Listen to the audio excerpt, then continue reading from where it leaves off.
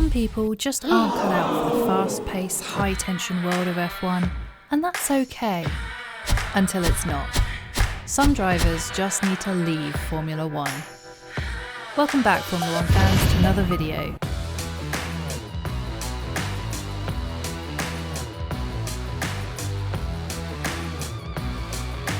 Now, I'm not just talking about the drivers you dislike. I'm talking about the drivers that really should just step down and let a better driver take their place. Here's our list of 3 drivers who need to leave Formula One. Nikita Mazepin. This won't come as a surprise to most. Nikita Mazepin was a questionable choice for the Haas seat back when he was first announced, and he hasn't done anything since to prove the critics wrong. I did say that this list wouldn't just be drivers we don't like, but I also won't deny that Mazepin hasn't won himself friends amongst drivers or fans in his short time in Formula One. Before he'd even started, there were calls for him to be dropped by Haas after he posted an Instagram video of him appearing to grope a female friend, and he has a bit of a checkered Twitter history as well, with inappropriate posts and comments. Plus, there was no way to escape the fact that it felt very much like his dad had bought him the Haas team, perhaps depriving a more worthy driver. It meant he started in Formula One with a black mark against his name, and things have only gotten worse. His behaviour on track can be erratic, and we've heard complaints from multiple drivers for the times he's spun in front of them, pulled out across them, or behaved in a way that goes against the unwritten F1 rules. Off track, it doesn't sound much better, as he seems unapologetic and belligerent when questioned about his actions. His relationship with teammate Mick Schumacher is already dead by all accounts, with Mick very much over what he feels is pettiness and unsportsmanlike behaviour from Mazepin. And to top it all off, Mazepin is being woefully outperformed in every race. Sure, he's been in the hands down worst car on the grid, but so is Schumacher, and yet he's outperformed Mazepin in all but 2 races so far. Disliked, problematic, and not delivering, it's time for Mazepin to go. And hey, maybe it'll happen. There's a talk of compulsory Russian military service taking him away from F1, and we would salute his exit quite happily. Yuki Tsunoda. I didn't want it to come to this. I really wanted to see Tsunoda shine in Formula One after a successful career and rapid progression through the lower formulas, but he's just not giving us any hope to latch onto. Off track, he doesn't seem to suffer from Mazepin's attitude problem. He and Gasly seem to get on well, and the AlphaTauri team do speak highly of him.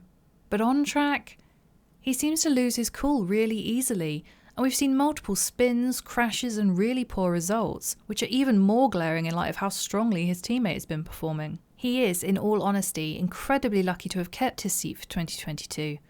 And part of me questions whether his Honda connections have anything to do with it, even with Honda officially leaving Formula One at the end of this year.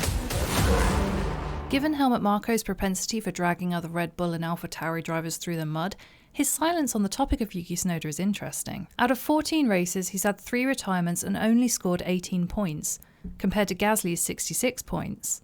AlphaTauri boss Franz Tost is backing Tsunoda to improve in 2022, and maybe with the new car he will, but even Tsunoda himself seems surprised to find himself with a drive next year. Is it any wonder we're surprised too? Yuki Tsunoda started this year with a huge weight of expectation on his shoulders, and he's just not lived up to it.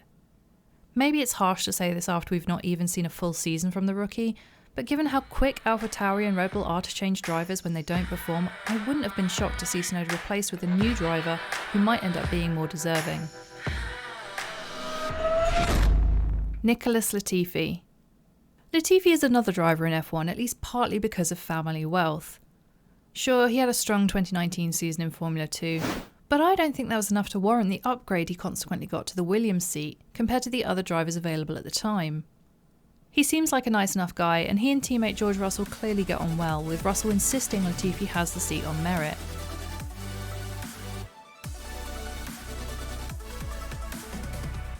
Alex Albon, who will be his teammate for next year, has also sung Latifi's praises. And to be fair to the guy, he is in a Williams, which we all know is one of the weakest cars on the grid. That said, George Russell has been in the same car for the past 2 seasons and has consistently outperformed Latifi, often by large margins, especially in qualifying. I'm not saying every driver should be able to get the performance Russell does from the car, but you expect to see teammates at least in a similar place on the grid, not one out in Q1 and the other making it into Q3. He's had 2 years and he's not made a mark on the sport, and with so many talented drivers clamouring to come up through the ranks, it's hard to watch someone who isn't at top level keep an F1 seat. Sorry Nicky, you're a nice guy, but you're not F1 material. What about other drivers on the borderline for this list? Antonio Giovinazzi. At point of recording, Gio's seat in Formula 1 remains a question mark. His teammate Kimi Räikkönen has announced his retirement, Valtteri Bottas is set to move over to Alfa Romeo to take his place. Will the team be happy enough with Giovinazzi's performance to keep him alongside Bottas? I do feel a little bad. Giovinazzi only just recently managed to have his best qualifying performance yet, starting 7th on the grid. But he's not been able to turn that into results though. His highest finish this year, a mere 10th place for 1 point in the Monaco Grand Prix. Some of this can be blamed on the subpar car Alfa Romeo have this year, but if we're being brutally honest here, until that 7th place grid position at Zandvoort, I had a tendency to forget Giovinazzi was even there. He's been an F1 driver for 3 years now, but not had any memorable moments. And that doesn't make him a bad driver, but it does mean he is taking a seat that could potentially be filled with one of the many up-and-coming stars of the sport.